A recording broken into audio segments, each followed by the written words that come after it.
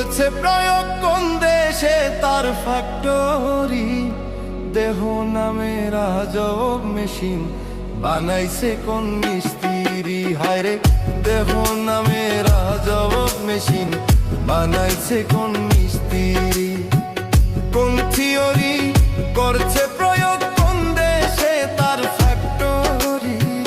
কোন থিওরি করছে প্রয়োগ কোন দেশে তার ফ্যাক্টরি।